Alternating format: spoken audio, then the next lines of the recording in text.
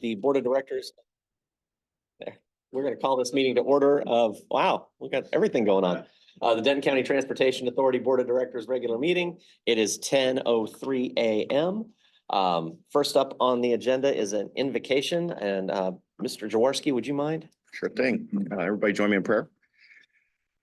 Father, but we thank you for the opportunity to bring us together to do the people's work, to provide our residents with the best options for mobility and getting to and from work and getting to and from home to spend time with families at the end of the day. We appreciate the opportunity to serve our residents in a higher capacity. I just ask that each one of us take your blessing and take and work in your name and bring all the glory to you. And in this I ask in Jesus' name, amen.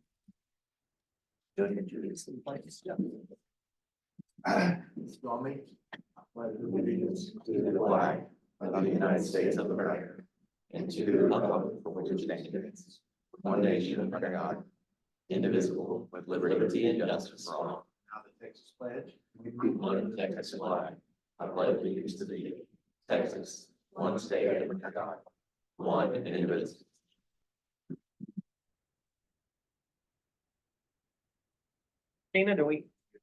Mr. Christina, do we have any introductions today? No, sir, we do not. All right.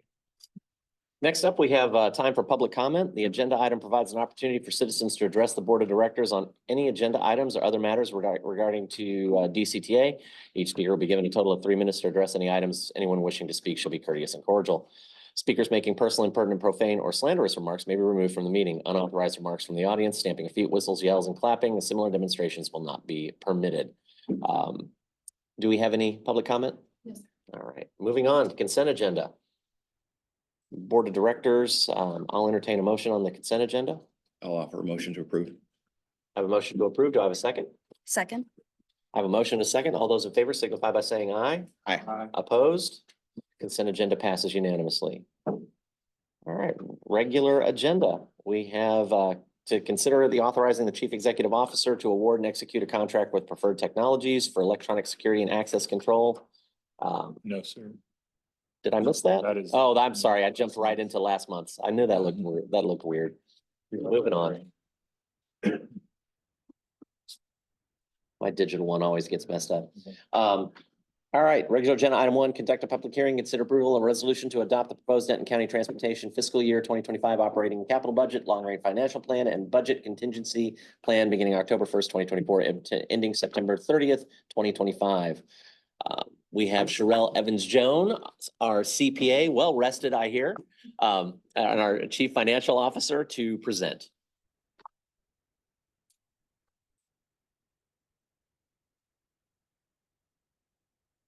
Thank you, Chair Gilmore. With this item being both a public hearing and a consideration for approval of the FY25 budget, I am open to and interested in if there's been anyone in opening the public hearing and if there's been anyone available to speak to that or interested in speaking to the budget. So if there are any public comment, this is a public meeting. And if there's no interest in, or if there's no public comment to be had, we'll need to close the public hearing. Yep. So I'll need a motion to close the public hearing. Did you open it? She just opened it. Oh, okay. I don't have any power. I can't. open Okay, so anything. the public hearing is open. Does anybody have any comments or questions? Hearing none, I'll entertain a motion. Second. I have a motion and a second to close the public hearing. All those in favor signify by saying aye. Aye. Opposed? Motion passes. There we go. Regular agenda, item 1. Okay, so in terms of our steps today, we've gathered together. This is our 3rd time talking about the FY25 budget. We talked about it in our June board meeting and our July board meeting. This item is marked for action today. My intention with this presentation, because we've had multiple opportunities at talking through it, I want to be mindful of your time and other topics on the agenda and kind of touch base on some of the high level comments. But if you require or have any other comments or questions, please do stop me and we can drill down into further detail. In terms of the overall budget, you have a few items at your places. One of those kind of shows you the overall revenue and expenses. In terms of our operating budget expenditures, that budget is at $51.9 million and broken out amongst these major categories. There have been no changes to the budget since the presentation that you received in July. In terms of some of our key ratios, we just wanted to highlight that our overall operation to general administrative expense is under 20% at 18.9%.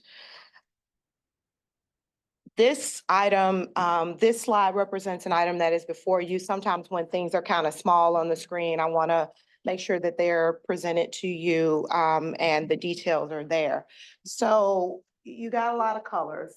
Yellow is what we showed you in the June board meeting. Green is July.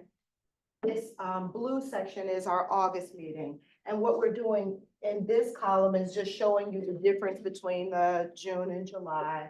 This change here largely had to do with benefits.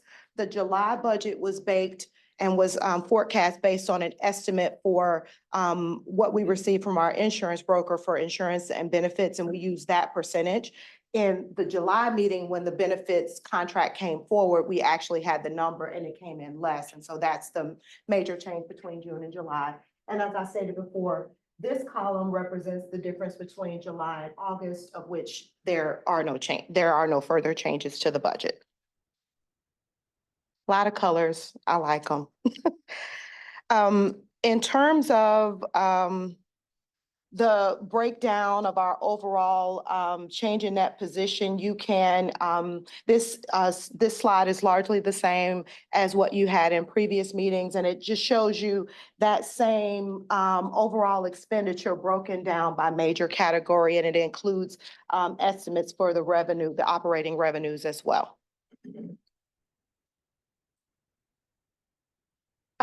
TRIP. So this item was discussed during the July board meeting, and the Transportation Reinvestment Program, the estimate and the calculations for that, we begin with an unrestricted fund balance of 72.1 million. And we show you over in the top right, the details in terms of how that 72.1 was calculated. We start with the 116 million that shows on our most recent audited financial statements. And what we do is we pull out items that we know are allocated to specific things that are included inside of that $116 million number in order to start with a beginning balance from which to perform our calculations. Overall, the TRIP allocation for this upcoming fiscal year is at $5.9 million. It shows in the capital calculation that is before you and that I'll review on our next slide. So this is at 5.9 million that I made reference to. This is our overall capital improvement and major maintenance plan for FY25. We go through a process of kind of slotting out in future years where we believe expenditures to be. Those items come back before this board each year for vote in the context, in the overall context of fiscal year budget approval. So you're not opining or voting on any of the future year items. We're just kind of doing our management due diligence and slotting those items out as we know we have long-term capital needs, et cetera. The items that are included inside the line are the matters that make up the $24.9 million total for capital improvement. All of those items were discussed in great detail over the last couple of budget presentations. I'm happy to share any more, but overall, the FY25 budget does include $24.9 million of capital, planned capital spending. Lastly, we like to include details in terms of updates or changes to our organization chart, specifically because it is a great driver. It can be a great driver of expenditure for the organization. Largely, what you have here represents a combination in FY25, a combination of NTMC as that entity has been dissolved and DCTA with a total headcount of 142. Net, you can see in gray, the additional positions that are contemplated.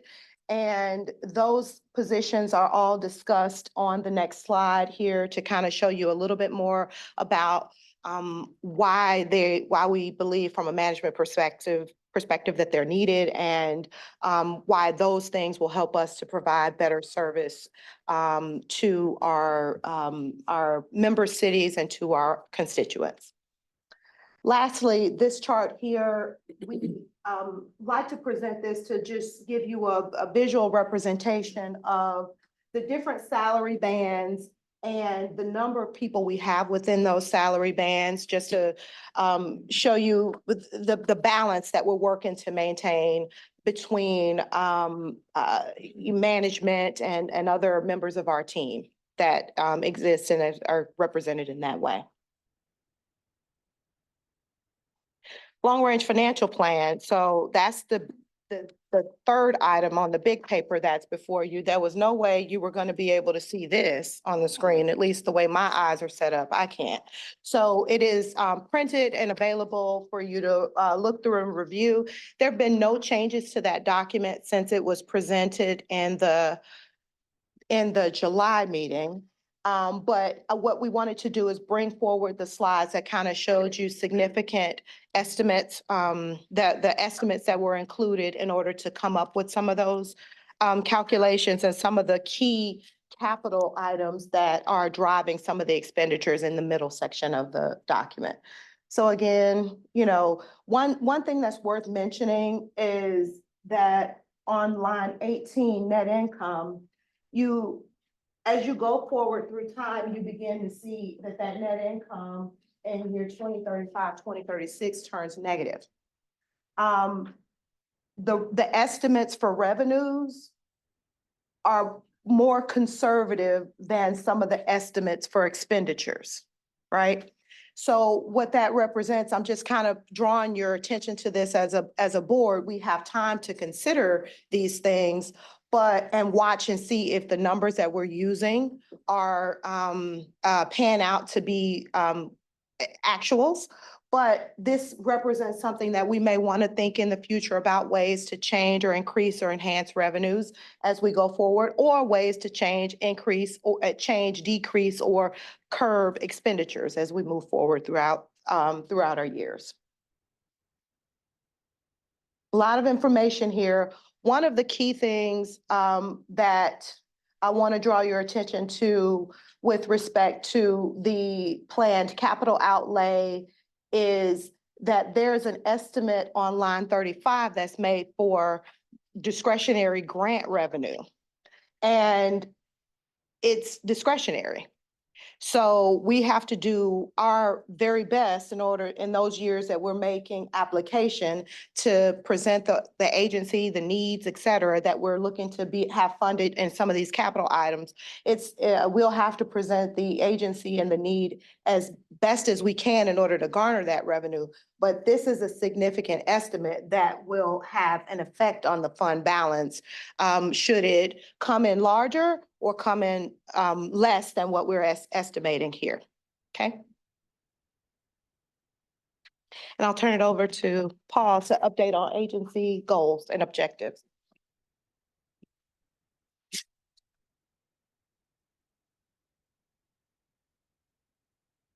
Thank you. Thank you, Sherelle.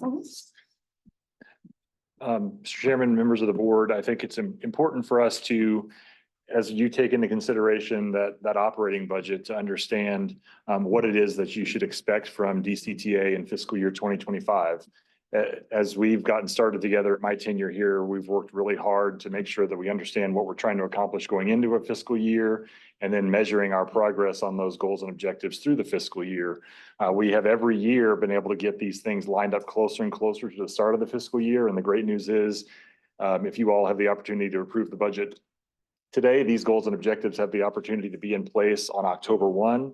And these goals and objectives are filtered down through every member of the DCTA organization so that all of us who come to work here understand why we're here and how we contribute to the overall picture. In general, there's a lot of things that we're working on in fiscal 25 that are carryovers from fiscal 24 because we're working on some big goals like the A-Train enhancement program, like the intermediate service plan, those sorts of things. And you'll see where those things are straight carryovers from one year to the next. They're shown in italics. The main goals are really lined up with our strategic goals about how we show up for the public. And then the objectives are things that are tied into that overall goal. So I'll run through these really quickly. I think you'll be familiar with all of them. That we will continue our process to creating public-facing dashboards on safety, service, and ridership, and have those things, we believe, set up this year. We just launched Intermediate Service Plan Phase 1, where we've removed Go Zone from travel shed of Connect 3, 6, and 7. And now we're going to work on Phase 2 of taking that initiative further into the city of Denton. The strategic planning workshop that we started or that we began the process of last January, we want to come back again to talk about how we move forward on our long-range service planning, Old Town Louisville, and then a number of different emerging opportunities that are in front of us. With long-range service planning, we believe we can take a step of establishing a ridership target for 2035 or beyond, and then developing a market-based approach about how that ridership target could be accomplished. Continuing to look for opportunities to increase revenue through contract services, as well as the advertising revenue program that we've talked about before. We will continue to be engaged as a leader in the Regional Transit 2.0 discussion. We'll continue to build positive relationships across our service area. With the integration of NTMC and DCTA, we have now have a single point of customer service between those two organizations. Now we have to bring in the VIA customer service component, which we've started. We'll have a vision created next year for enhancing the customer experience all the way from start to finish. How does a customer plan a trip? How does a customer show up on the system? How does the customer board the vehicle, pay a fare, and then how do they get to their last mile? It requires technology, it requires infrastructure. We want to create that vision so then in coming years we can implement it. The bus stop infrastructure plan we started this year, we're going to finish, and we'll have a briefing, or we're going to make progress on. We'll have a briefing here pretty soon with the TRIP program and money that was pledged by the city of Denton for sidewalks and accessible pads for all the bus stops there. Our marketing and communications plan will continue, and you'll have a briefing on that here in just a moment. And then the A-Train enhancement program, we anticipate awarding a contract to a program management consultant by the end of October. And the first project out of that will be how do we make the train go faster on its existing alignment? And that's work that we've already done that we need to validate and then implement. The preferred alternative for TOD at Old Town Louisville, we're gonna have a great presentation to give you on this in the October or November, December timeframe. Our ERP system on the finance side is, you'll hear, and really making really great progress, and that finance part will be done. And then we'll be starting on the human resources module. Next phase of service contracts for our Go Zone, rail, mobility as a service, adopting a new member policy and a contracted services policy, and then thinking about how we apply that policy to all these various opportunities in the places where we're already providing service or may provide service in the future. Continuing to develop our long-range financial plan, and then continuing to understand the DCTA organization, the requirements that are out there to make sure that you all have the operating capability that you need to get these objectives done. So again, we appreciate the opportunity to have the conversation with you about goals and objectives as we approve the budget so that everybody understands what it is that we're doing next fiscal year. With that, if no other questions, I'll turn it back over to Sharad. Thank you.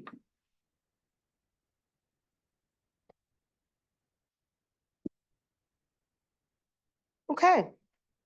August 22nd, 2024, FY 25 public hearing, which we've opened and closed, and a conversation to adopt the budget. from here, should the budget be approved, our next steps will be to work that budget document into our financial software and to make it ready for use, to start using those funds at the start of FY '25, at the start of, on October 1st. The staff does recommend approval of the FY '25 operating and capital budget, long-range financial plan, and the budget contingency plan. That budget includes an estimated $64.2 million of revenue, 51.9 million of expenses net of depreciation, and 24.9 million of capital expenditures. With that, I'm happy to answer any questions or help in any way I can. Board members?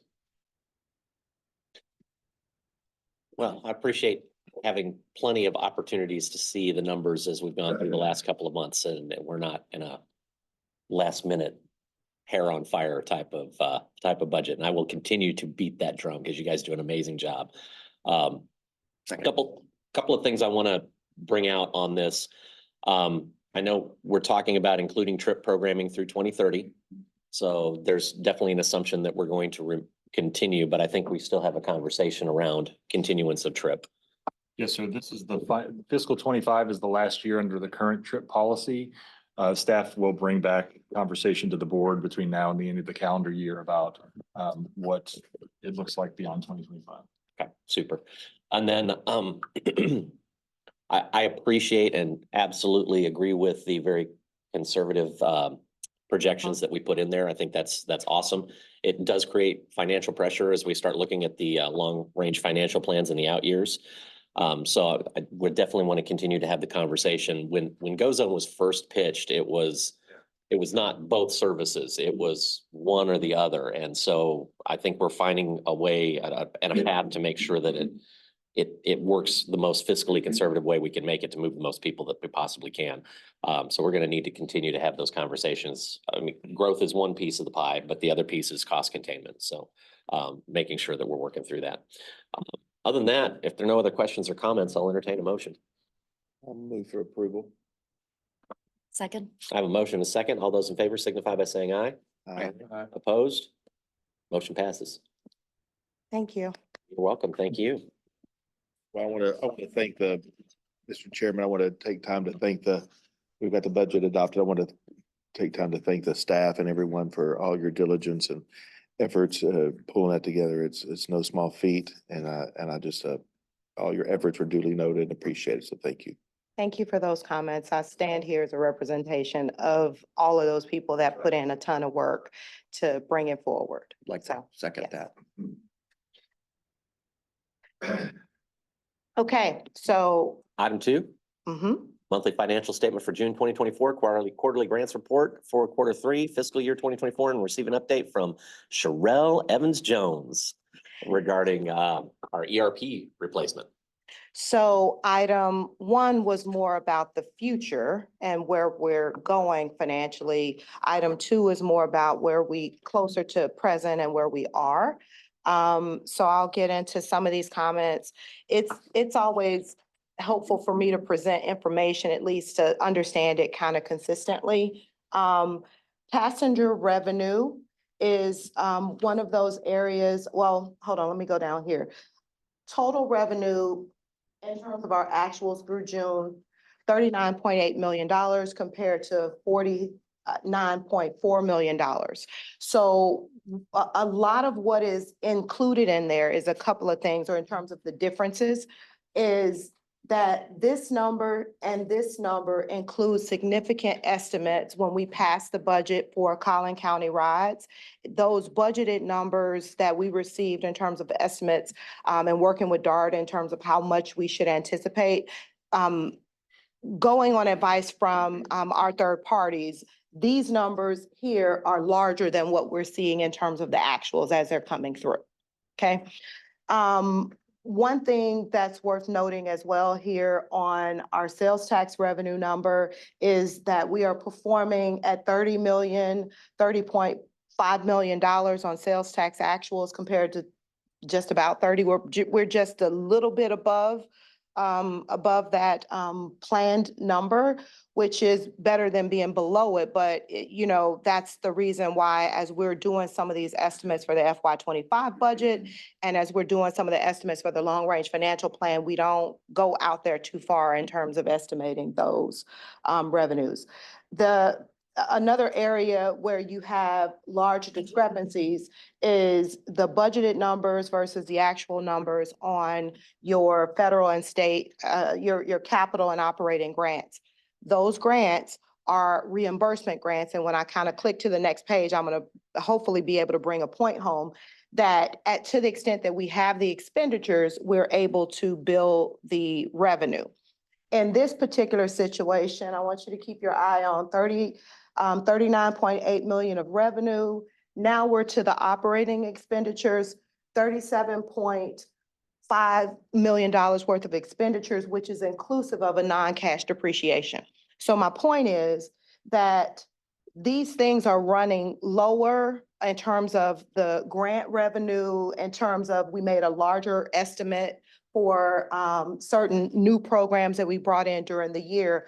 But what we don't want to lose sight of is that the revenue far exceeds the expenditure on a cash and a non-cash basis, okay? Some of the areas that, and this is just kind of consistent with how some of the previous quarterly updates have gone, some of the areas where we see less expenditures than planned has to do in the area of salary and benefits, and that you just working through all of the hiring things that we've been talking about as a team. Some of the other expenditures related to material and supplies, those items are coming in less, and that is a factor in what we're able to bill in terms of grant revenue. The last thing I wanted to point out here on this slide is actually a couple of things. One, investment income continues to perform very well at $7.2 million so far throughout the year. I have a couple of slides coming up to talk about the total balances that we have under investment. The last thing that's worth sharing is that since the transition related to NTMC is a July matter. I'm dealing in so many years. I'm in August. I'm going back and forward. So since the transition related to NTMC is a July matter, you see this reflected in your June financial statements. But when we see each other again, this transfer out to NTMC won't be a discussion point in your upcoming financial statements. Okay. Grants. So what this is largely showing you, I am presenting the previous quarter's balances for the different types of grants that we have available to us. And the third quarter balances. And what you can see is these negative numbers represent drawdowns, that we have had expenditures that qualify for reimbursement under those. And largely those changes here, negative numbers represent drawdowns. This item here is a new grant, an increase to a grant pool, a grant related to our band pool program that we made application for and were awarded during this past quarter. Investments. So we have a total of 118 million under investment right now.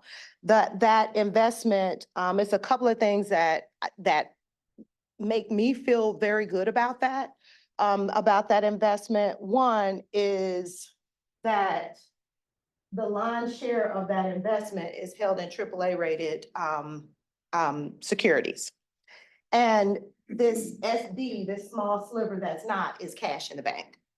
So the investments are held in assets that are very highly rated. And so as you look at this unrealized gain loss number that every quarter we talk through and see. We're sitting at this point in time when the camera lens opened and when it closed on June 30, 2022, our investments and the actual market value of those investments was about 22,000 below the book value that we're holding. We never get excited. We never panic because we are holding AAA rated investments, highly rated investments, and they come forward and mature and pay us the full balance that we were expecting. You have included in your packet the full investment report. Should you have any questions about that or want to talk further, I'm happy to entertain any questions now or in the future. Another thing that I wanted to show you with respect to that $118 million under investment is that many of you are a part of cities or others that use the pools. So the bulk of the funds right now are in pools because pools are paying just about as well as you can get in terms of in terms of any other type of security. So what we continue to do is watch those rates that are out in the market for invested assets and continue to look at this to see if any of these funds need to be moved into agencies or other types of securities to continue to help us with that yield. You can see the breakdown as well of when different other investments are slated to mature. As they mature, they come back to us in the form of cash for the ability to reinvest for future activities. ERP update. The first thing I want to say about this is I am so proud. I am so proud of this team that I'm working with. Between our finance team, the collaboration with our IT team, it is just something to behold and watch. So where are we with this? We got two of the phases done. I'm a big check mark person. So we've completed that initial planning phase. We've gone through a phase of the work where Tyler refers to it as the assess and define phase. It's like where you're in a state of thinking about what your current process is, looking at the software to figure out what the software can do and how you reimagine your new processes and how things that you have been doing might change or might stay the same. So we've completed that phase. We have moved into really where the work begins. It is, they refer to it as the prepare solutions. It's where our team, the work kind of shifts a little bit. Our team begins to do more of the driving instead of looking at it as our Tyler consultants are showing it to us on the screen. So the team begins to learn firsthand how the system works and work through different configuration models, et cetera, to be able to bring this thing live. Speaking of go live, we're targeted for April 2025. April 2025. I can't go live before I start it. April 2025 go live, okay? And all of our analysis sessions are done. So that's kind of in this assess and define phase. What that resulted in was like homework items. Each one of our team members had to go through and kind of help with certain things related to picking certain variables for system configuration. That has happened. So our system is now been configured. If you talk to anyone who knows about ERPs and the conversion, the biggest thing that you got to get right is the chart of accounts. You got to figure out how account number 101 maps over to the new system as whatever its new name and number is. And it's hard work. And I'm so pleased to stand before you to tell you that the chart of accounts has been mapped out and it is now in production. I'm going to explain why that's a big deal in a second when I explain what production is. And since we've been able to do that, now you can move to the data extractions. So we're extracting, all of the vendors out of accounts payable, and we're, beginning to pull the opening balances and all of those things. I want to make you aware that after go live, there's going to be a ton of post go live activity. So one of the things I was hoping to do, and I kind of remember this was a question when we approved the contract, like you're paying one software company and how do you unravel that payment and move to the next company's payment? And this is kind of what I'm trying to highlight here. I'm gonna try to explain it in words because it's a little, So essentially what we've done is we've mapped out a plan where we will move all the balances into the new software beginning on this date. That'll be the first date of software in the software where we're bringing balances for. We don't need all of those old balances, et cetera, but we might need them for open records requests, et cetera. We've selected a provider for a database that we can move all of this old information into, but it has to be a post go live activity because the same people and the same thought process and the same man and woman power that it would take to bring this system live is going to have to check and recheck, et cetera, these numbers. So all of that to say, I was hoping that we might be able to sunset our existing financial system on the year end, because the year end for our existing system is really close to that April timeframe. I need like 6 months post go live in order to get all that old data out in order to comply with open records requests. So Javier and I are working together to work with our software providers to figure out what that stub period of payment is to our legacy system as we move forward into the new system. I see heads nodding. Does that make sense? Okay. Now, one thing I want to touch on here, I'm showing kind of where we are percentage complete by phase, okay? Each one of those, there's hundreds of steps that it takes to do this, and each one of those is associated with a specific phase and a specific module. So you can also kind of see by module how we're working through the process as well. I talked about chart of accounts, and that's the one you want sitting up there tall, just like it is at 100%. I mentioned before in my previous slide about that the chart of accounts is loaded into production. What is production? So we have 4 environments, 3 fakes with 3 different names and 1 real. And the name of the game is that you gotta get the data, test it, make sure that it works in one of these fake environments, and then eventually move it to the real. So I'm telling you that the chart of accounts is working so well. It is the first thing that has made it to the real environment in terms of production. And we're really, really proud about that. Phase 2 is contractually set to begin sometime in September, October. That's the HR payroll. We're considering timing adjustments on that.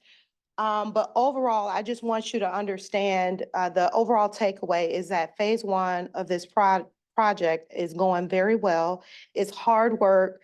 The team is doing the hard work. We're determined to get this over the finish line. And we'll have some bumps and some hiccups, but right now, through the first 2 phases, we are doing very, very well. Are there any questions I can entertain related to my overall presentation? Your schedule adjustment, are you looking to move up or move back? You talking about on the phase 2? Mhm. I can't speak to that. I'll speak to it. I think we're looking at what are the impacts if we slide it to the right to give us time to get some of the vacancies that we have in the human resources organization filled so that we got adequate capacity to pay attention to it. If we're going to start it, we want to start it full on. Gotcha. And so that's the conversation for us to have. Any questions? Sherelle, I saw the federal and state grounds looked like they went down almost 10 million from 22 to 23. From 22 to 23. Yeah. Okay. Is that COVID related? Is that, do we recall how or what created that?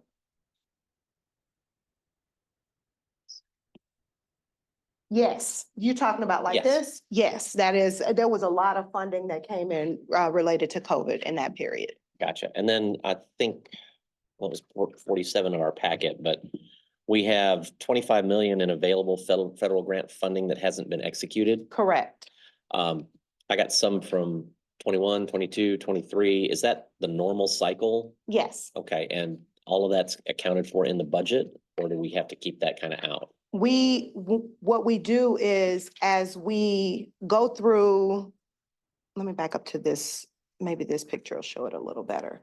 As we go through the budgeting process, so what we just concluded with that vote for the FY 25 budget, the first move we make is we figure this out. What are our expenditures? What are our capital expenditures? And then we go look at what is available, what are things that we can begin to, what is already out and allocated and already allocated to us, or which of these funds do we need to go ahead and pull in a new tranche of funding for? So we allow this to dictate what we do and what we say from a budgetary perspective here. Okay. And we leave the stuff that's unallocated that we don't have any spending plan for. Mhm. We leave that for future years to be able to pull down as the need exists. Okay.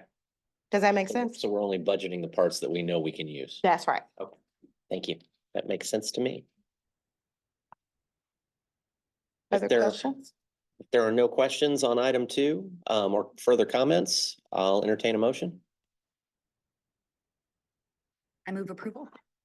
I have a motion to approve. Do I have a second? Second. All those in favor signify by saying aye. Aye. Aye. All opposed? Passes. Thank you very much. Thank you. All right, item 3, discuss and consider approval of the fiscal year 2024 transportation reinvestment project submissions trip. And Karina Maldonado, our planning manager, will be presenting today. Hi, good morning. I'm used to saying good evening, coming from the city of Denton, so it's a change to now learn to say good morning. Well, Today, thankfully, it'll never start in morning and end in evening either, so. I really hope that's true. My boys would appreciate that. So, Chair, members of the board, my name is Karina Maldonado, I'm the planning manager with Planning Development. So we are going to discuss the fiscal year 2024 Transportation Reinvestment Program project submittals. And I'll have to start learning how to use a clicker. Right, so staff does recommend that the board approve the fiscal year 2024 reinvestment program project submissions, and I'll go into further detail of each of those projects further in the presentation. But first, I'll jump into the TRIP program. Just to give a quick overview, I believe the last presentation we've had on this was in January, so just want to give just a high level. So again, the TRIP program stands for Transportation Reinvestment Program, and it is our financial assistance to our member cities for transit supportive projects, consistent with and beneficial to our long-range service plan. It does align with DCTA's mission to improve mobility, air quality, economic development, and livability in the areas that we serve. So it was adopted by the board in 2020, and it does align with those long-range goals. So I won't spend too much on this. This is not my area of expertise on funding. That's Sherelle's team. So just overview on how we got here on TRIP policy. It is established that we have a 15% set aside of DCTA's net available sales tax revenue from previous years to go towards this program, and is set aside for each member city. Each year, the board does approve what the upcoming fiscal year allocation will be, plus any unobligated funds from previous years, and makes those available. So again, the last time you saw this was in January, where Austin presented those allocated amounts for this call for projects.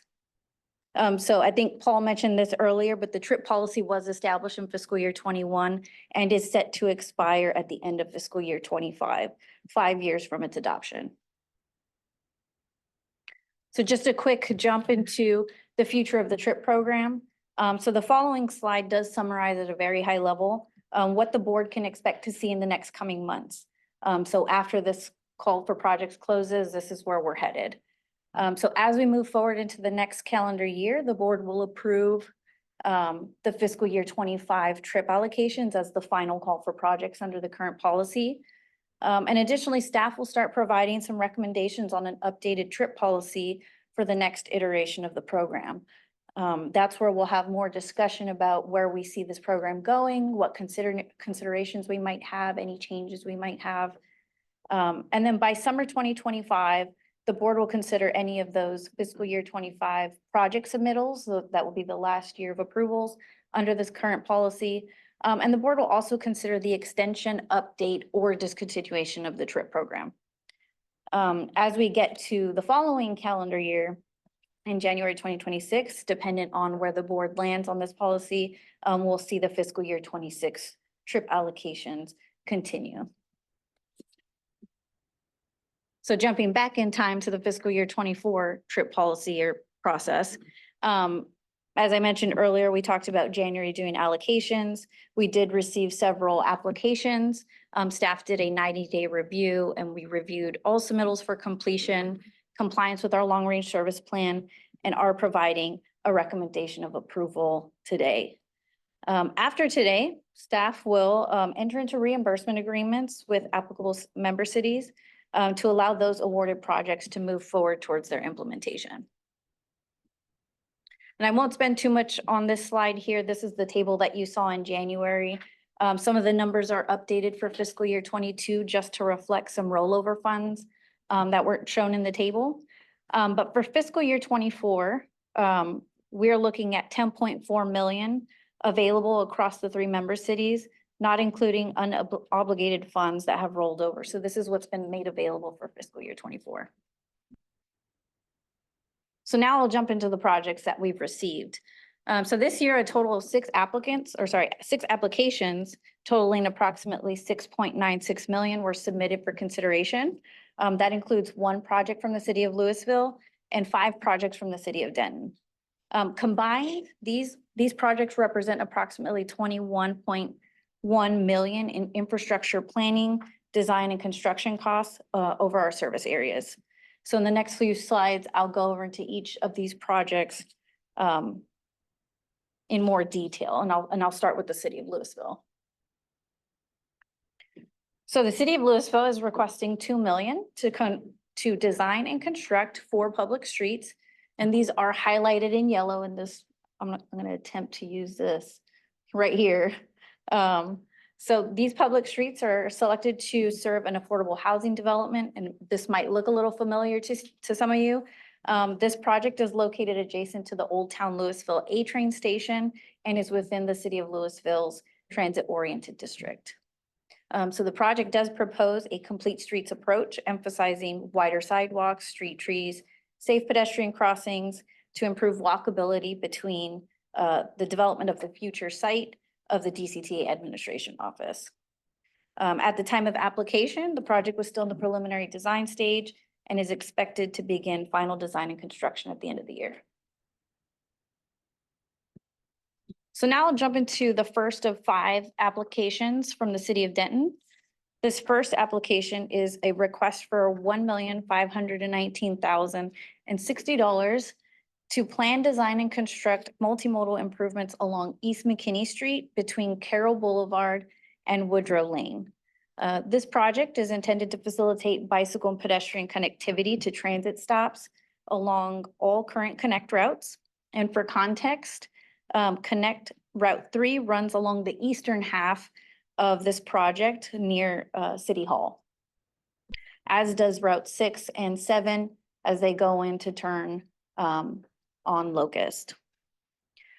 This project does expand upon the city's efforts to widen and increase multimodal connectivity on East McKinney from Woodrow to State Loop 288 Staff will consider coordinating with the city to ensure that the design of the project is inclusive of necessary improvements for existing bus stops and amenities. So the next project is for a request for $850,000 to plan, design, and construct multimodal improvements along Woodrow Lane, a 4-lane minor arterial between East McKinney Street and the A train crossing at Colorado Boulevard. The improvements here are proposed to provide safe bicycle and pedestrian connectivity between the A train rail trail to the south and connect to Route 3, which is on East McKinney Street. Staff will coordinate with the city to ensure that planning and design of the corridor accounts for the width of our bus fleet and turning movements should we consider future service along this corridor. So the third project, I think we're on the third, expands upon a previous trip award. So you might have seen this in the past and it might ring a bell. That's because the board approved a adjacent project in 2022. And that project proposed to provide multimodal improvements along Moore Street to increase connectivity to the A train rail trail and to the DDTC. So the new request requests $850,000 to plan, design, and construct safe pedestrian crossings via a new traffic signal at Moore Street and Woodrow, located to the east of the overall project limits. Staff will coordinate with the city of Denton to ensure that the signal's design and construction prioritizes bicycle and pedestrian crossings to safely connect users to the A train rail trail. Additionally, staff will coordinate with the city to ensure that transit vehicle prioritization can be readily implemented should staff evaluate for future routes along this corridor. All right, second to the last, we're almost there. So this fourth project requests $750,000 to plan, design, and construct multimodal and safety improvements along a 0.62 mile segment of Riney Road between North Bonnie Bray and US 77. The goal of this project is to increase safety, accessibility, and connectivity for bike-fed users between Denton High School and the adjacent multifamily, which connects to our Route 6. So Route 6 is that diagonal, here we go, diagonal right here to Riney Road. I'm testing it, I'm learning it. The city is currently constructing a temporary 5-foot path in the interim to address some safety concerns that they heard from their community. And they anticipate moving forward with the feasibility of this project by the end of the year.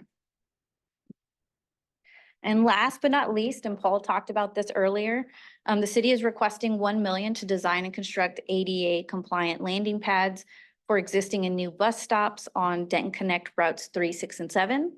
This project will help us leverage COG awarded funds to install bus amenities and help overall accessibility and user experience for our customers. So staff will heavily coordinate with the city on this project to prioritize stop locations based on ridership and other factors. And with that, staff recommends board approve the fiscal year 2024 trip project submissions, and I'd be happy to answer any questions. I don't have any questions, but I just want to comment on, I really feel like that all of this year's trip submittals, but I feel particularly strongly about Denton's are really squarely within the intention of the program. I feel like these projects all really do an outstanding job of connecting with our service, supporting our service. And particularly the projects in Denton, especially the McKinney Road, McKinney Street project.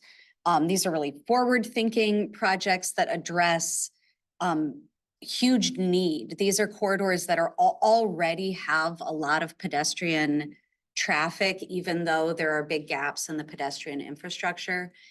So I think this just represents a really thoughtful prioritization of the project. So thank you to the city of Denton for submitting these and for staff for working with the city to bring these forward. Other comments, questions? Question. Okay. Can you go back to slide 41? That's slide 41. Yes. My question on slide 41 is, the January staff recommendations on updated trip policy.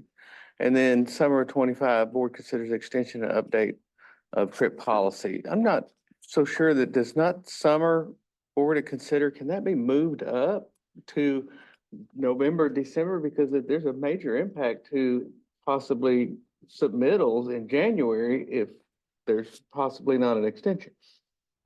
Our intent would be to bring, before we can provide a recommendation for the updated policy in January, we've got to have some conversations before January. So Absolutely. I would expect that we'd be talking about this in the October board meeting or the November, December Okay. combined board meeting to start it. Yeah. And then we can kind of lay out the dialogue from. You got them backwards a little bit there on that, but that was my point. It's just, and I think the importance of extension is the importance of whether you're submitting updates and projects.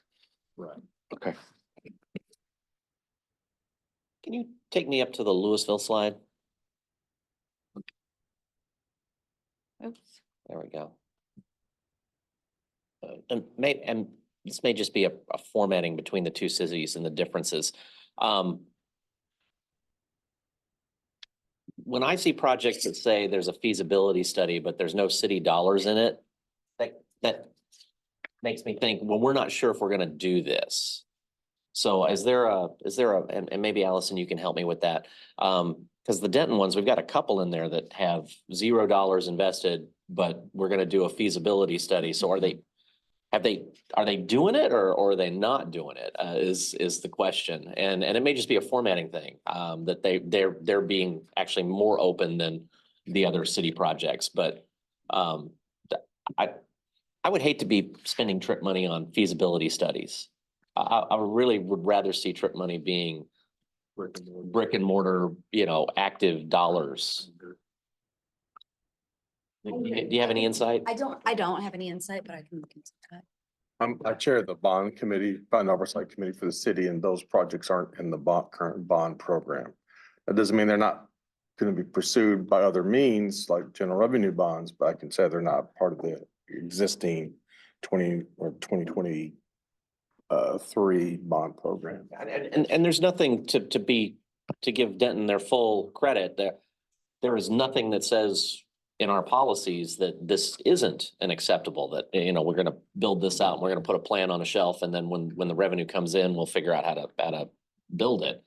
It may be a conversation for trip moving forward. Part of the policy update. Yeah, so just my thought process there, so.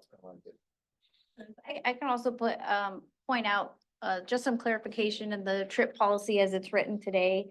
It does allow for planning and design, but it's, at the discretion of the board for each of those projects.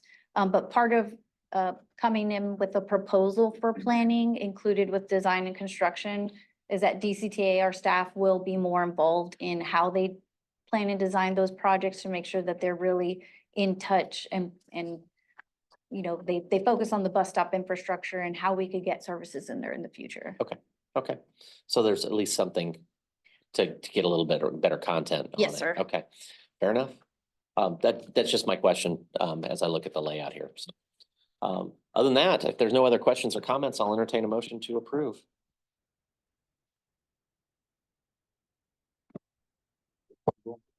Second. I have a motion and a second for approval. All those in favor signify by saying aye. Opposed? Motion passes. Thank you so much. All right, item 4, discuss update on new member city admission and contracted services policy. And we've got Paul, Christina, and Brandy Bird. Thank you, Mr. Chairman and members of the board. And I am pleased to be joined by Brandy Bird, our state and local government affairs consultant with Bird Advocacy and Consulting, to talk about an update to our new member city admission and contracted services policy. This is a discussion item. No board action is required. And I would call your attention back to the January 2024 strategic planning workshop that we conducted. And we talked a little bit about why the new member policy requires an update to align with the statute that was revised in 2019 of May, the bylaws drafted in 2019 of December, and then the new member policy that is still written as of February 2012. And so why are we having this conversation and what do we want to accomplish?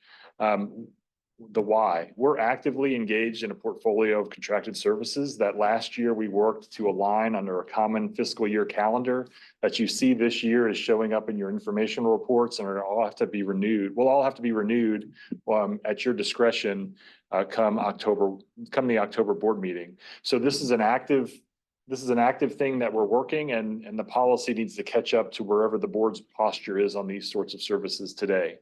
We believe it's advantageous for DCTA to take a leadership-oriented approach to the conversation about new member city admission and contracted services, especially in light of the region's dialogue with NCT-COG on Regional Transit 2.0.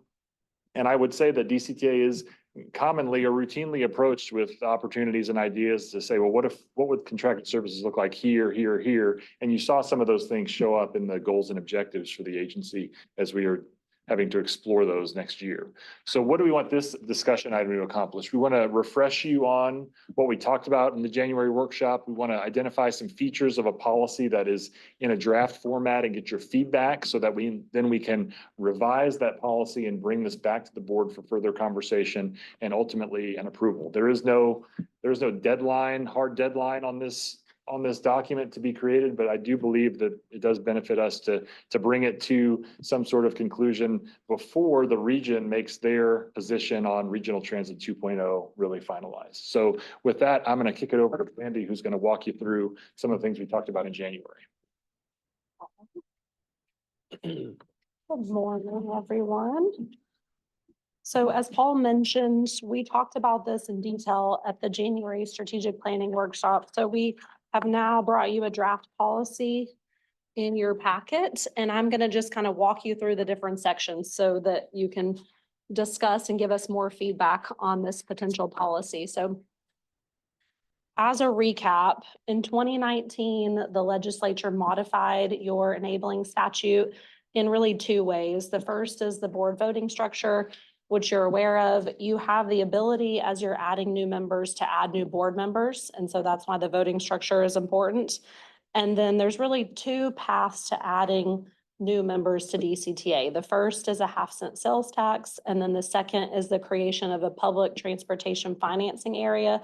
We talked about the PTFA concept a lot in January, but I know it's been a few months, so I just wanted to recap a little bit of that for you. And then the second step in that process is the new member would have to enter into an agreement with DCTA, which would come to this board for approval. And part of that agreement may or may not include a voting board member seat. And that's fully at the discretion of the DCTA board. So the PTFA concept is similar to a TIF district. It allows the city to basically create an area within the municipality. They can dedicate property tax or sales tax. So they have those two funding streams that could be dedicated. And it's the incremental revenue in the zone, once it's created, that would be dedicated to DCTA to fund public transportation. So as part of this new member discussion, there were several issues that we discussed in January. The first was kind of the 3 board goals for the addition of new members. And they're listed here, basically the value of the funding that's being brought versus the cost of the service.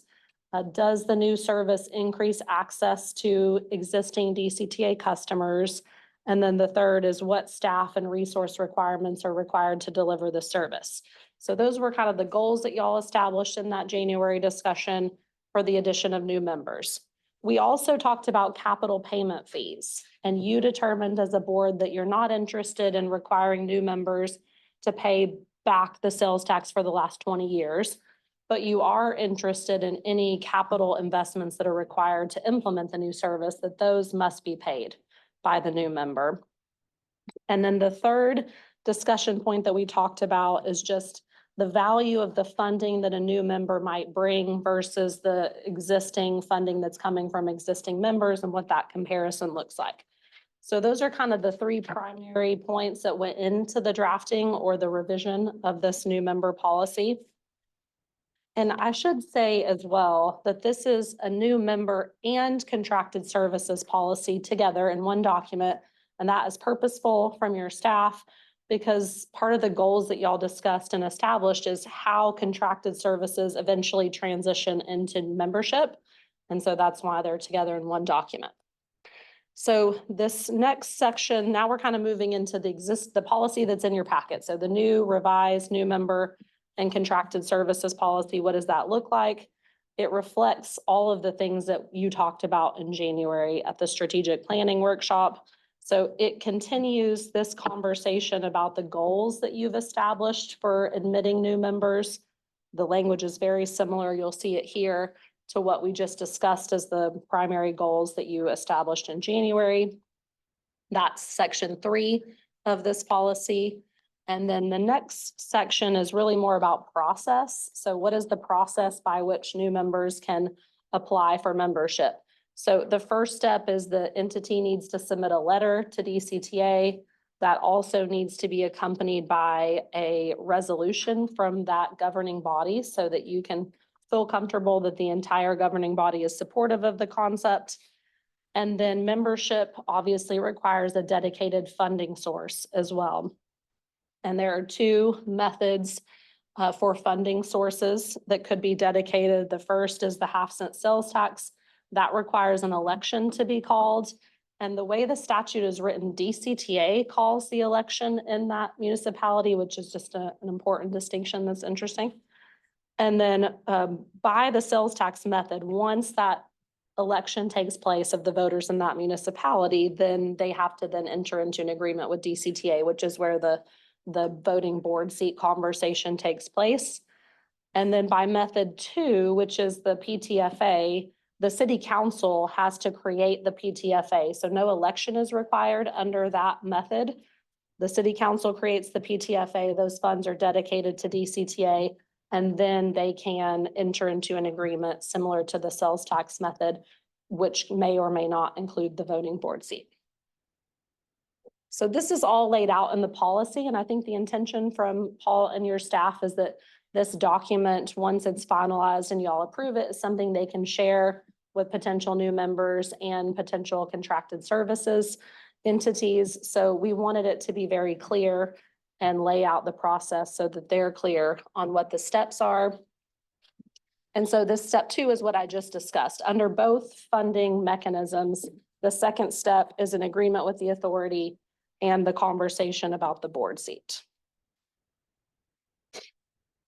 Also, in paragraph 5 of the policy, we discussed the capital payment fee issue that was discussed in January, just to specify so new members are clear on what the expectations are here. And then now we get into the contracted services discussion. And that is basically the second piece of this policy. So in January, you established 4 board goals for contracted services.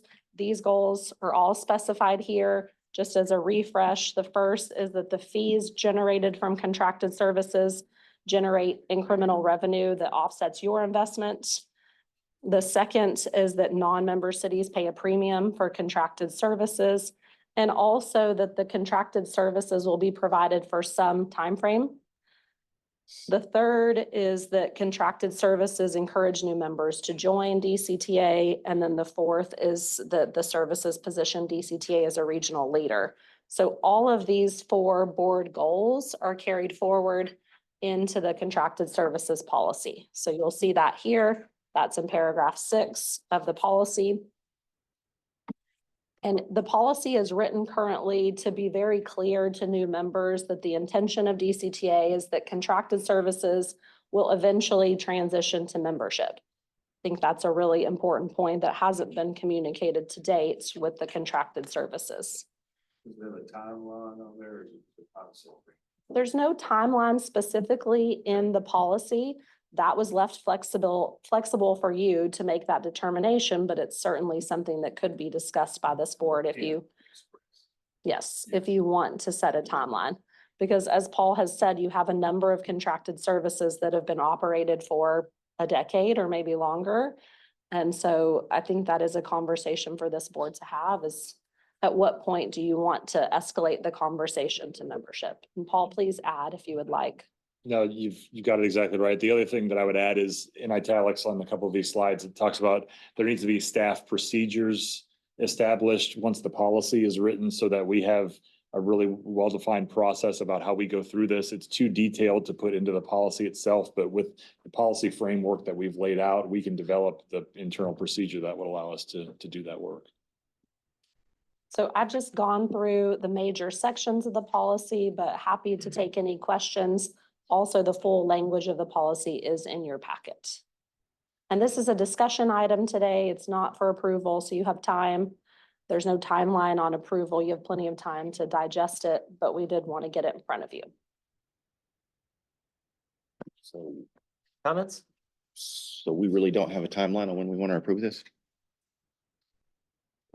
Well, Potentially approve it? the next item on the agenda is a discussion about technology-enabled transit services in the city of Frisco. That is the Go Zone service. And so the timeline on that item may be sometime next year. And so I think these two things align pretty well, that the board may consider before saying yes to a service like that, that you have a policy in place. And so that's why we bring it now. We could bring, if there's comments on the policy itself, we can bring back revisions and work over the course of the next few months to get this done. In the absence of a policy, we will have to continue to bring these back as they come up, and then year by year, without the express intent of the board.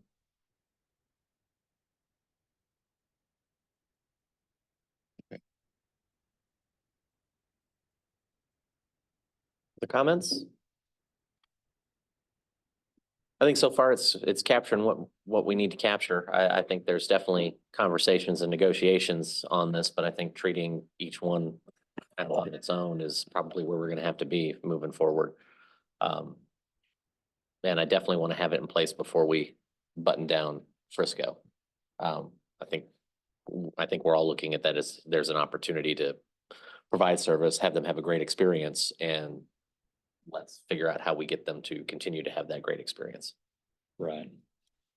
And Mr. Chairman, if you'd like, we could keep this item open and I could go into the briefing on the Frisco item and we could. That seems fair.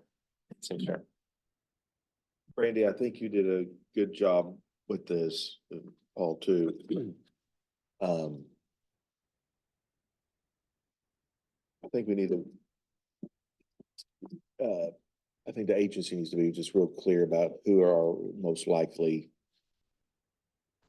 new members, and make sure that whatever we're doing is gonna lend itself to making a successful relationship for both of us, right? And it's not in the abstract, but it's like policies are made to change, and so that we're looking at who's our next first or second new member, and how do we back into those numbers to where our numbers work, and then how do we adopt that? Because this could change over time, but the exercise that we're doing is fruitful with an expectation to bring on the next one or two member cities, and that it's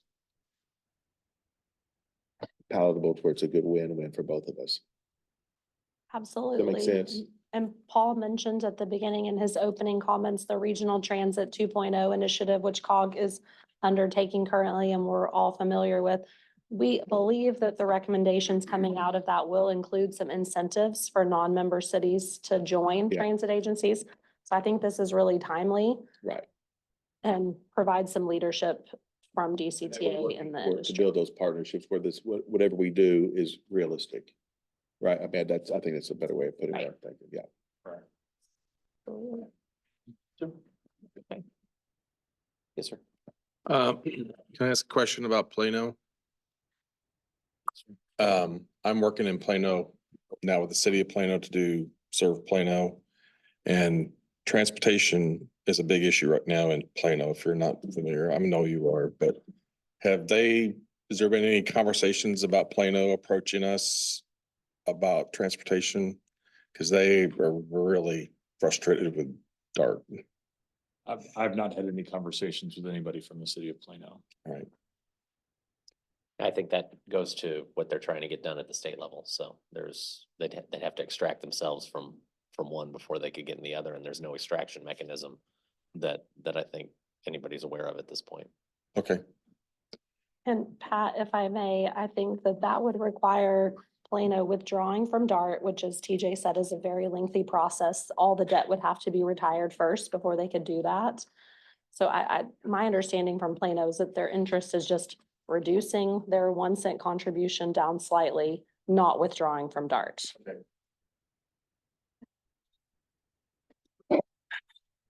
Randy, back to the, what you said about the contracted services and a time frame. And you said that while we haven't defined that at this point, that we could or don't necessarily have to and define it in this policy. Is that, what do you think is the best path to doing that? Because if we're, I mean, would you memorialize a time frame in the policy, or would you just kind of leave it open for the board to have the flexibility depending on the contract? So I think those are two options for the board to consider. DART's policy has a 3-year time frame maximum that they're willing to provide contracted services before an entity has to have a path to membership.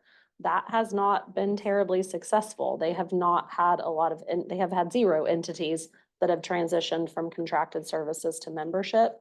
So I think it's a balance on how long you're willing to provide it so that there's some incentive for that entity to join, but also that you're not turning away any potential new members. Paul, do you want to add to that? I think that I think you said it perfectly, and the Frisco opportunity could give us we don't have to talk about it in an academic sense. We can talk about it really practically with regard to Frisco. In the January strategic workshop, we laid out some financial structures of the things that we would consider. And so I think as we have this Frisco conversation, it could lay out what is that timeline need to look like.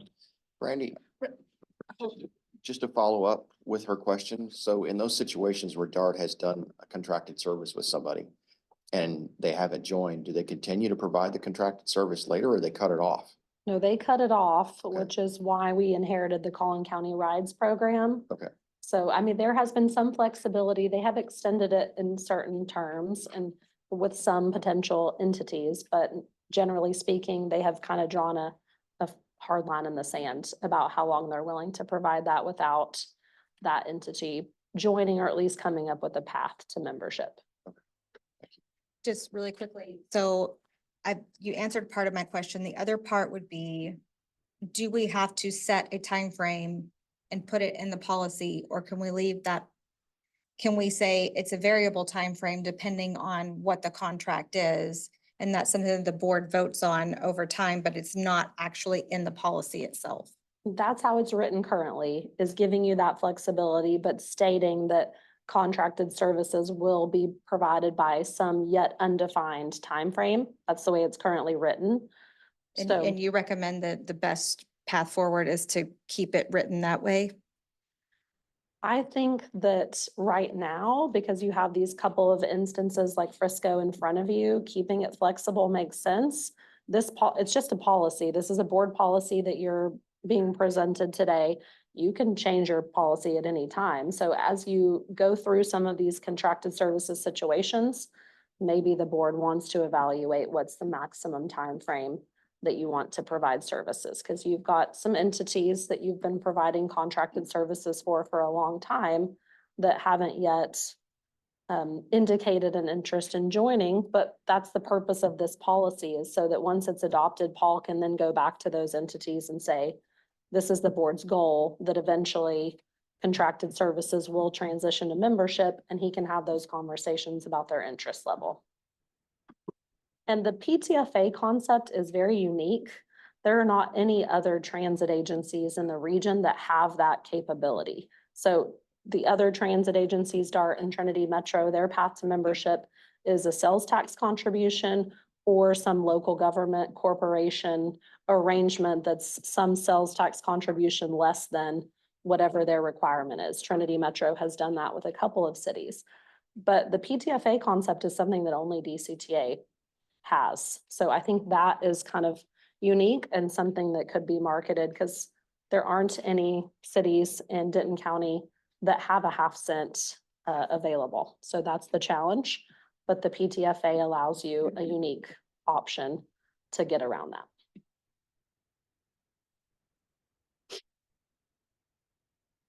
Well, let's go ahead and keep this item open and open up item 5, discuss the update on emerging opportunity in the city of Frisco for technology-based transit services.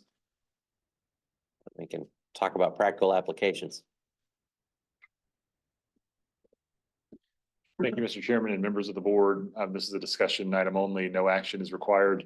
We briefed this to you a few months ago with regard to what is being considered for the city of Frisco and the potential for a GO zone service or a GO zone like service. The genesis of this idea was first really between NCT COG and the city of Frisco as the COG looked towards the World Cup in 2026 and was looking for opportunities to get public transportation into the city of Frisco. The city of Frisco separately got a consulting agreement with VIA, the company that provides GO Zone, to do an independent analysis of what GO Zone may look like, or maybe what may be required to launch a GO Zone service in the city of Frisco. DCTA was a stakeholder in that process, as was a whole myriad of other entities in the city of Frisco and across the region and all those sorts of things. As the conversation progressed, it became apparent that the city was looking for support to manage a service and understanding what does DCTA currently do on its services led to a conversation and the question, would DCTA be the provider of these services? DCTA says, we're happy to help you explore this opportunity. It seems like something that could fit into our agency in the future, but we've made no commitments in that regard. What I'm showing you today is a proposal for GO Zone service in the city of Frisco that I believe comports with the lessons and experiences we've learned from the GO Zone service that we've launched with regard to how many vehicles does it take to serve this city and how much does that cost, really? And so what you see here, originally there was in the upper right, there was a concept of providing GO Zone service over that commercial core zone that really is the Dallas North Tollway and the Preston Road commercial corridor, and then out to the west Frisco Lakes area. And frankly, when the proposals came in from VIA for the first time, it seemed like to us it was underassigned with regard to capacity. The demand that we'd seen in Louisville and Denton led us to believe more vehicles would be required to provide the service than what was initially proposed. And that's really where the conversations began. Where we ended up was a proposal that said it would be better to start small and grow rather than put not enough vehicles over too large of an area and be left with a capacity constraint, because we've felt the pain of that. And the city and the COG have been receptive to that. So what's proposed right now is a smaller subset of the zone that you see in the upper right, and you see in the yellow many of the different highlights of the facilities that exist in that zone, as well as over on the right, the land use map. And what you see there is commercial, industrial, office on 2 main north-south corridors, and then a lot of single-family residential, which again mirrors kind of like what we see in our Louisville and Highland Village zones. So as we work through the analysis of how many vehicles what's the demand, how many vehicles would it take, all that sort of thing, we landed at a demand of about 700 rides a day. And then it became a conversation with VIA and the city about what's the reality from a productivity standpoint for each vehicle. I think VIA skewed more towards the high side. The vans could turn 5 rides an hour. Our vehicles right now turn 4.1 trips per hour across all the zones. It's a little bit higher in the city of Denton, smaller concentrated area, more dense development. And it's a little bit less than 4, I believe, in the Louisville Highland Village zone.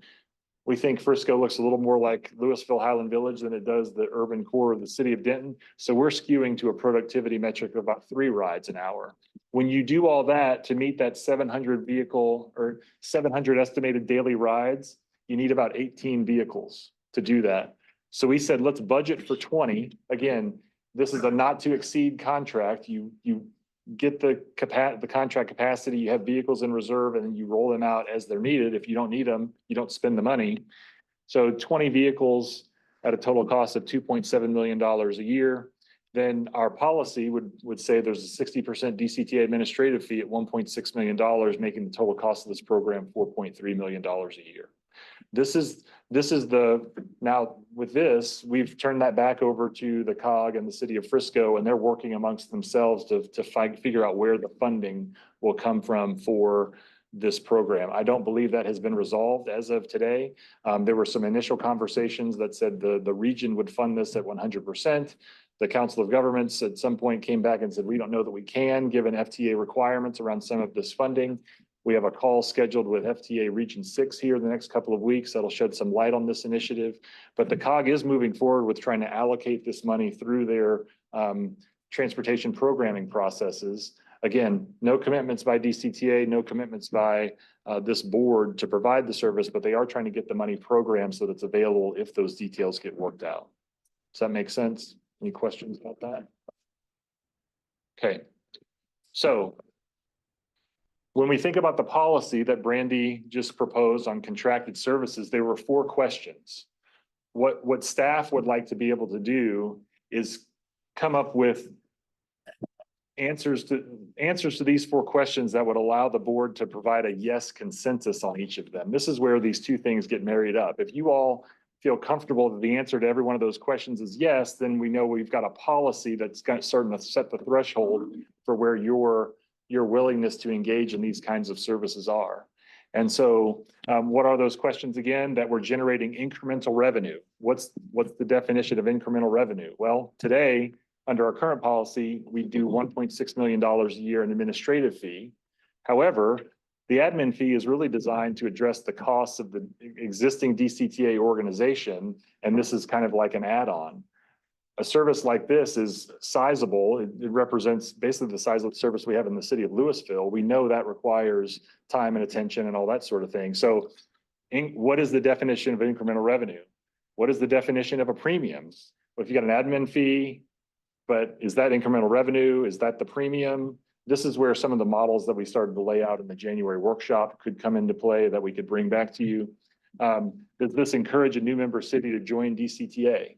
If the city of Frisco is able to do a deal with COG where it's 100% funded by the region, is that encouraging new member cities to join DCTA, or would the board say we would require something that the contracted services city has some of their own money at the table? So Paul, does the city have money in this, or is this only COG?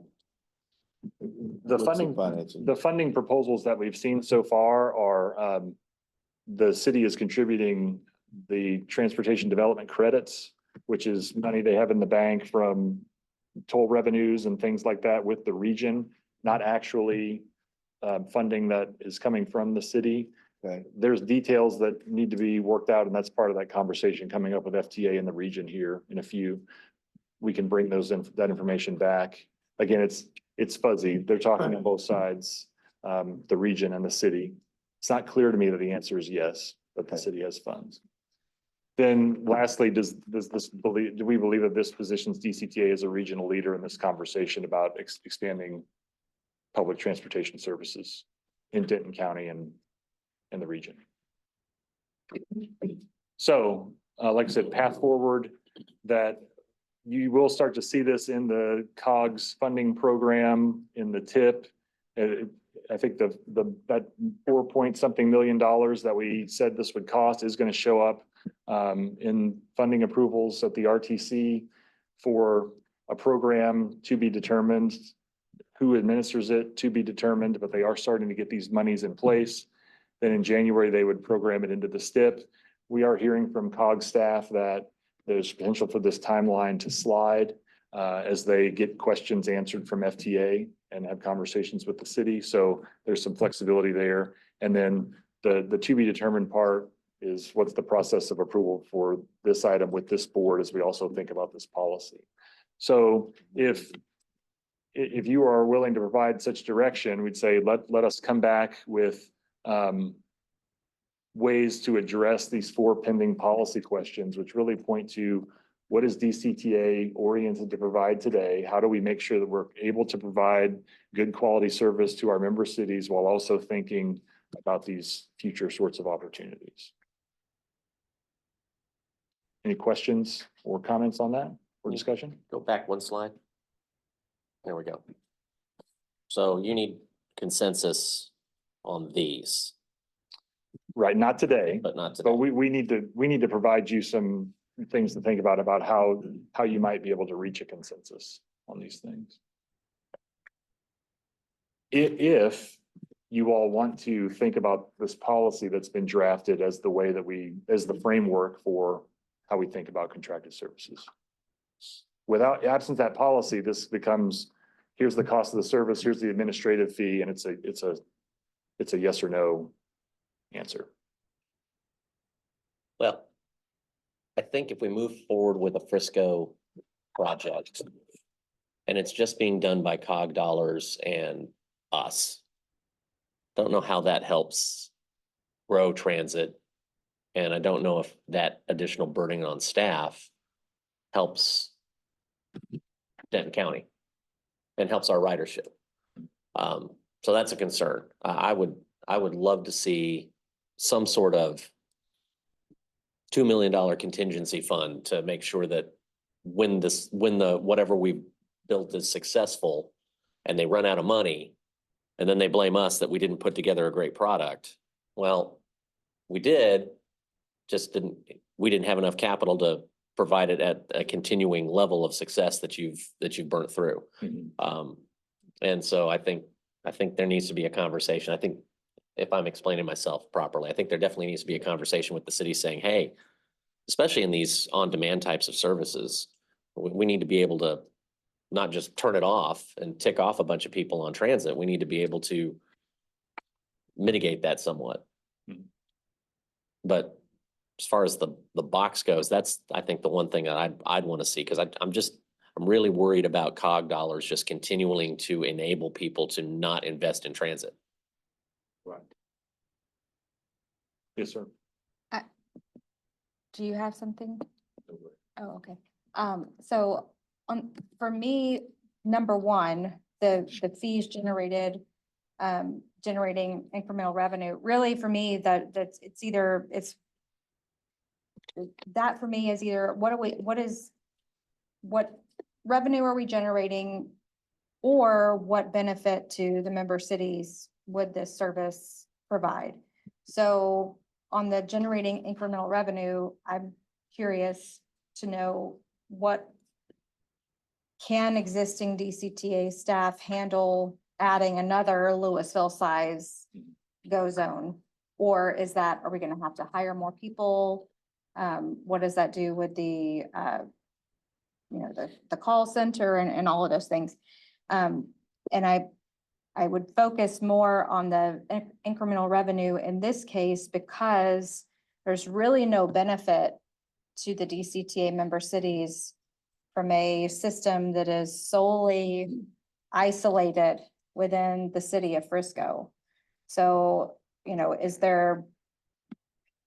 it's not pulling or providing transportation to Frisco or from Frisco to our member cities. There's no interconnectivity. It's solely for their benefit. So, for me, if that were not the case, then the conversation about the generate incremental revenue would be, still important, but, if it cost us a little bit more, I would be able to overlook that if it was a benefit to our member cities. But, so I guess all of that for me to say that those two things are connected for me as part of number one. And so I don't know if the benefit to the member cities in ways that are not monetary have been discussed as part of the process or criteria at all, but just a thought I had.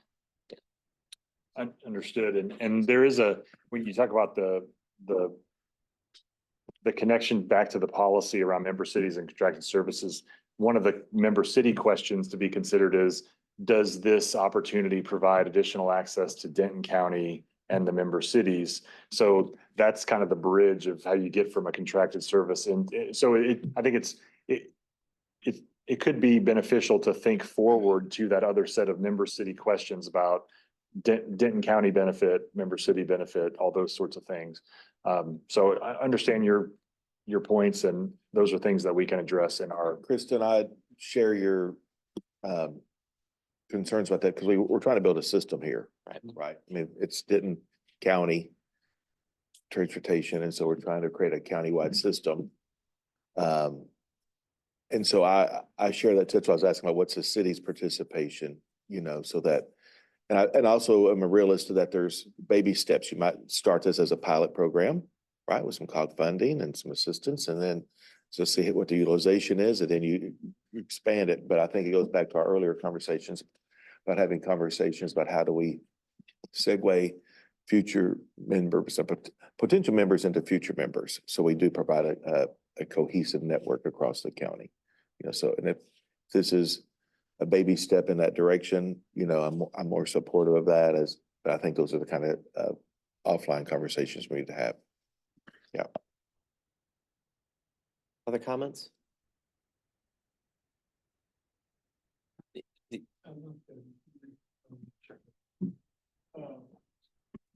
One thing that was kind of overlooked in this was the actions of Paul during this whole Frisco thing. You know, I've been working on this basically a year, and Paul has gone out of his way quite often to break down some of these large barriers that we had about even belonging to DCTA or DART or anything else.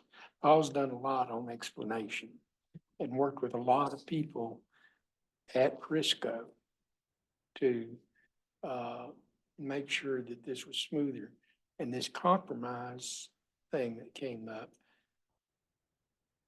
when Paul and I attended a meeting, they came up with, well, we can get this $2 million from this cloud over here and so on and so forth. And to me, that was a long step, and namely by his leadership and participation. So back to what Commissioner was saying, Andy, it's okay to do baby steps. And it's okay to say, okay, we'll get 5 buses going instead of 12. And we'll do this thing and we'll see who gets in a fist fight trying to get on the bus, you know, so whatever it takes. So I think that was pretty much the overall feeling of the council at Frisco, was to take baby steps. Not, you know. I think that's fair, and I appreciate the compliment, but rest assured, when Paul goes to these meetings, there's 5 members of the executive team at DCTA that have said Paul needs to say these things. So we work as a team. Yeah. I would say the other piece that kind of just floats around in my head is, you know, when you look at the competitive landscape of, okay, so they need a service. And how does that service get provided? Does it get provided through COG dollars and access through governmental funding? Or do they just write a check to Waymo or one of these other agencies to put in, you know, a traditional taxi system or some other set of tools? I don't really know the answer to that. I don't know how Waymo expands. I don't know if they just pick a city and the city gets a check, or if the city writes a check to them. I don't know that thing, but I could see where a Frisco might be in that space. And so how are we setting ourselves up for success in that competitive landscape with that kind of a product versus, you know, via GoZone? That's what I'm curious about. Well, that's a great point. And when you think about the future for connectivity between member cities and other parts of Denton County, we have to think about if opportunities like this proceed independently, then you lose the opportunity for that connectivity. So that's one of the benefits of potentially looking for opportunities for leadership in these, but it's got to be a balance. We've got to think about all sides of that. Got it. Any other discussion on this? Item 5 is a discussion item. I think to me, it's what we do, it's gotta drive Frisco towards becoming a member. My concern is we provide a contracted service for a couple of years while they work out the tournament. And then when the tournament's over, everybody goes home, they say, hey, thanks, we're done. And now I've got a riff. Yeah. Yeah. So we can, Mr. Chairman, I'm hearing direction to come up with some solutions that answer these questions in a way that aligns with all these comments, so we can work on that. Yeah, do you have enough? Sir. Okay. Okay, super. Thank you, board. Paul, quick question. On the previous slide, that was a concept, that was a scalable contract up to 20. Is that what I heard you say? Right, so we would envision this as a not to exceed Okay, that's sort what I of, thought. sort of thing, Perfect. Super. which is the way our current goes on. So, All right. okay. Excellent. Item 6, update on procurement for external marketing and communication support. Jackie, Ms. Bronson, our VP Engagement and Administration. Thank you. Thank you. Good morning, Chair Gilmore, members of the board. This is a discussion item. There's no board action required. As you are aware, since April, the agency has collaborated with an external marketing firm. During this period, we have learned some invaluable insights. In particular, one of those being the need to truly focus on our customers and being present to build strong relationships. In order to achieve this, we really believe that we require external support in areas such as marketing strategy, social media, creativity, and professional production. The necessary funds for this support are already allocated in the FY24 budget and in the FY25 budget. The marketing department, as you'll see here, was previously comprised of 5 full-time staff and has been restructured for 3 full-time staff, supplemented by external expertise to support the team's internal capabilities. If you look at the gray boxes here, you'll note there's a marketing and communications manager and a marketing and communications specialist, both of which are currently vacant. This structure and reorganization will enable the internal team to concentrate on customer engagement, while the external firm provides professional strategies to help us attract and engage these customers, businesses, and the communities that we serve. As we work to refine the scope of services based on what we've learned, we are prioritizing the development of an annual marketing plan, extending our planning horizon to 15 to 18 months. This plan involves collaborating with an external partner to generate content for anticipated initiatives. As you'll see here on the slide, you'll see some of the highlights of the recent content produced in alignment with this annual plan, including the newly launched ISP and the bus operator recruitment. Additionally, we plan to continue to combine the content strategy with metrics and reporting to help us measure the effectiveness of our social media and our advertising efforts.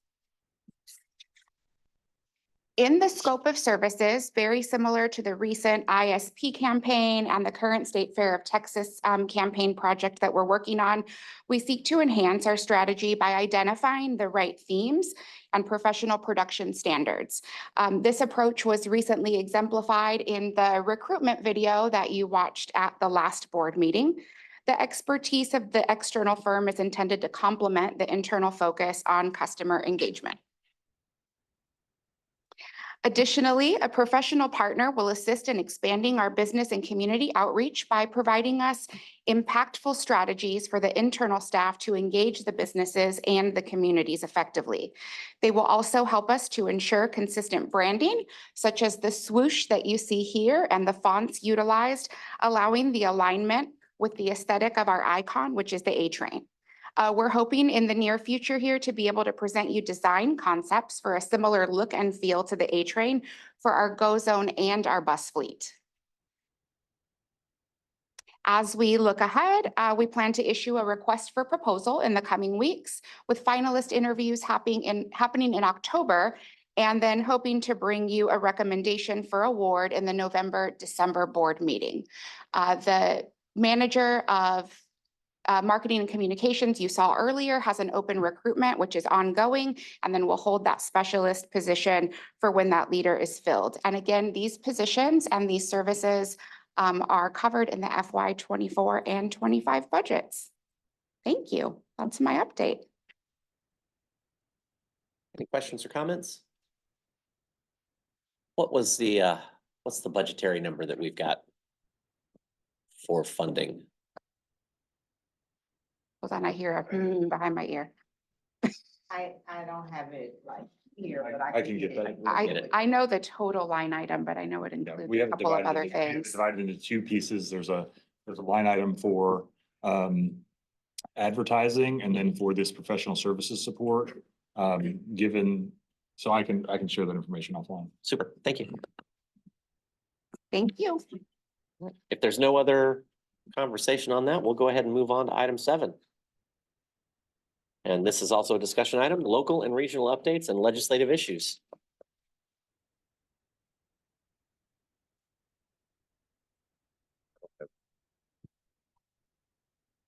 Nothing from Judge Eads.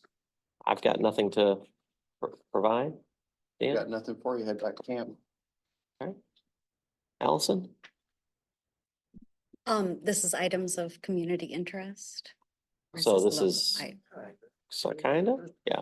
That's our, local and regional updates and legislative issues. So yeah, absolutely. Community interest stuff is later on. So. No. All right, hearing none, we'll go ahead and move on to informational reports. We have safety service and ridership reports. We have update on all that background information is in your packet. We have update on board of directors terms and officer elections, which will happen next month. Got a brief extension on the 12th Amendment for River North Transit with VIA. Got an update on the City of Frisco ILA for transit services. Got an update on renewal of Capel ILA for mobility services. That's an interesting conversation. I was talking with Mayor West the other day.